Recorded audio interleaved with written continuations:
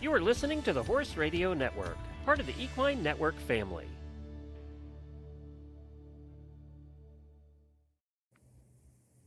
Hi, I'm Alex Beckstedt.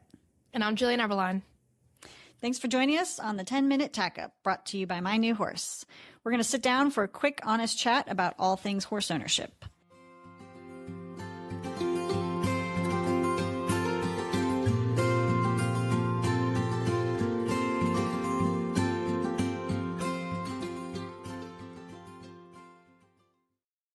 Hi, everyone. Welcome to this episode of the 10-Minute Tack Up. Today, we are going to talk about the things we obsess over as horse owners, because whether you are a new horse owner or a seasoned horse owner, you're going to find that there are things about your horse that, whether they're completely warranted or completely ridiculous, that you're just going to fixate on. And every time you show up at the barn or get your horse out of the stall and you run your hands over him, there's going to be something that you always obsess over. And for me, one of those things with every horse that I've ever had is the tail. I want my horse's tail to be long and thick, and I want it to be shiny, and I want it to be all those things now. Like, I have zero patience for letting my horse's tail grow out or thicken, and I will wash it probably more frequently than I should. I've tried different conditioners, I've tried different sprays, I've tried braiding and bagging it. I haven't tried leaving it alone. I probably should just leave my horse's tail alone because, as you can tell, it's a problem. What about you? Stop laughing at me. What about you, Jillian?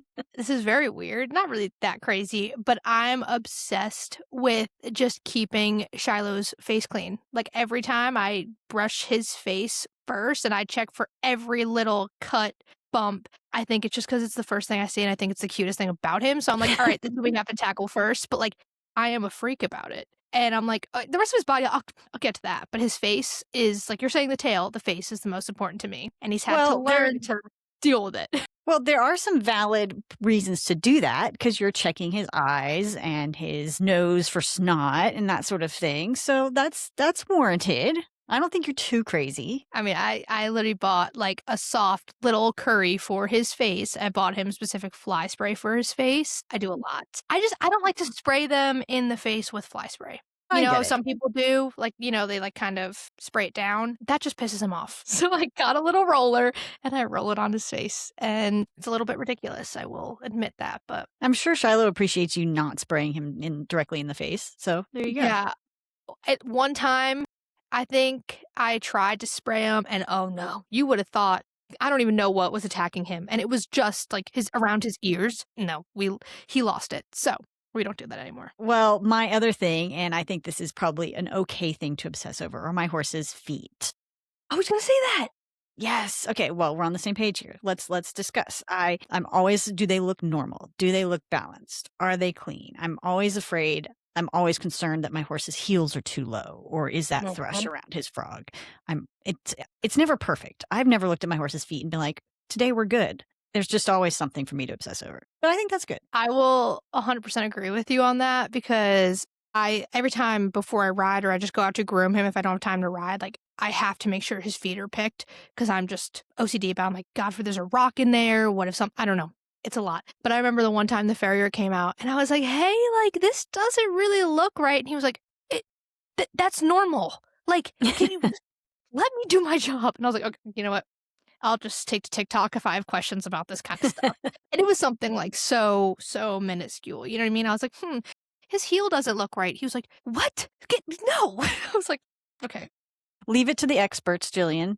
Yeah. But don't be afraid to ask your farrier questions. That's what they're there for. Well, yeah. I mean, but these were some silly questions I was asking. I was definitely being a little bit of a helicopter mom. Well, kind of similar to the feet is something, and I know this is a no-no, and I try to not do it, but it's like picking at scratches or like stud crud, like the scruffy stuff that they get on their cannon bones. Like, I'm always just like messing with it. I can't help myself. I know, and you're not supposed to. I mean, I guess there are, like, I've heard different opinions, but yeah. And of course, as you might know from previous episodes, I really like to spray any and everything I find on my horse with Listerine, because I think it's a cure-all. Take it with a grain of salt, but yes. Messing with the scratches, messing with the crud on the horse's legs. Yep. Yeah, like when I'm bathing, sometimes I'll just get a little too fixated on one little thing, and then I'm like, I should just left it alone. But I can't. I'm not able to. I'm like, I need to get this off right now. And he's mad, and I think I'm doing the best work possible, and I'm like, I knew better in this moment. Yeah, we should know better. It's Now, fine. are you one of those horse owners that's like a tackaholic or a saddle padaholic? Are there any of those sort of things that you get obsessed with? I used to be a saddle Okay. padaholic, and I had some crazy ones, I'm not gonna lie to you. But when I brought my tack trunk down from New York, everything that I had from a kid, I was like, I understand now why my trainers would get so annoyed when I would pull out the crazy saddle pad with the crazy polo wraps, like, to do the hunters. They were like, "No, put that away." But, like, speaking of tack, another thing that I obsess over is, like, when you're putting on the saddle to make sure that the saddle pad and the half pad are, like, pitched? Is that the right way to say it? Like, pulled up? Sure. Up Like over the withers? yeah. Yeah. And if it's not, or, like, when sorry, guys, but when, like, the girth doesn't go through that little strap on the saddle pad, that sends me into orbit. I'm like, "This needs to get fixed right now." And I know it's annoying, and I know it's like, I mean, I'm saying, like, the girth going through that little strap is kinda it's not pointless, but it's not, like, the biggest problem. If I see that, I will literally I can't help myself. I have to fix it. It's bad. Yeah, the crazy colored polo wraps and saddle pads, man, I got in trouble with my trainers years ago for that. But I am a bit of a matchy Me too! equestrian. I like my polos and boots to match my saddle pad. I Mhm. like everything to be a consistent neutral color. That's a little bit obsessive, and I am a little bit OCD by nature, so that makes sense. Yeah, like, if I wear this shirt to ride, I want a saddle pad that's gonna have one of these colors in it. Because, just in case I wanna get a TikTok video or a photo, I want us to look like we were prepared.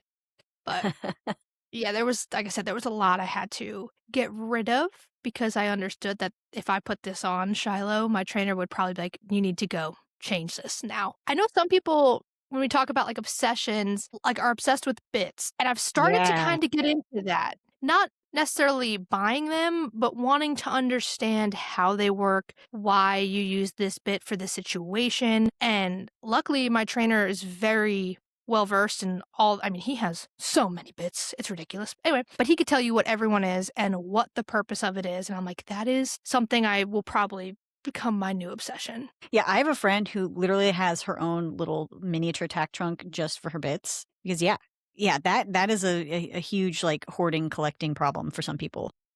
Oh, we have, like, a whole bit box, and then we have all the bridles have bits on them, and then he has bits hanging up, and then there's bits in the trailer, I think every time he comes home from a horse show. Instead of like how people go on vacation, they bring, like, a postcard or something home, I think he brings a bit home. And if he sees this, I think that's a very fair statement to make. Noted.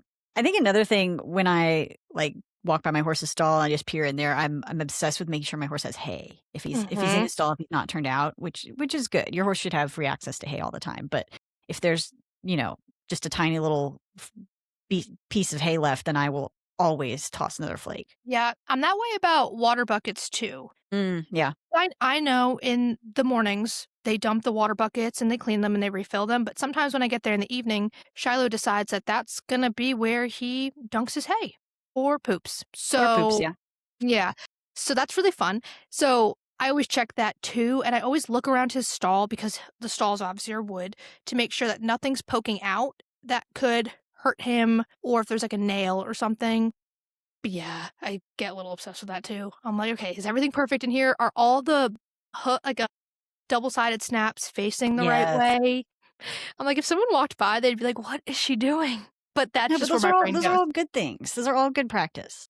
Yeah, but every day I do it, and I'm like, well, I trust you guys. It's just a me thing. It's a little OCD. It's like in my mental checklist, like we talked about in another episode, like things we do every day when we go to the barn, or weekly or monthly.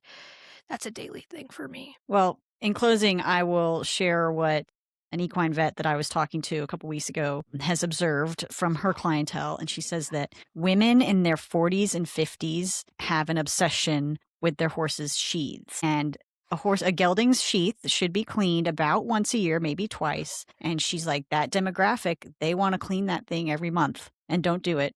And there you go. I'll leave it with that. On that note, share your obsessions with us. You can leave one in the comments on YouTube or email us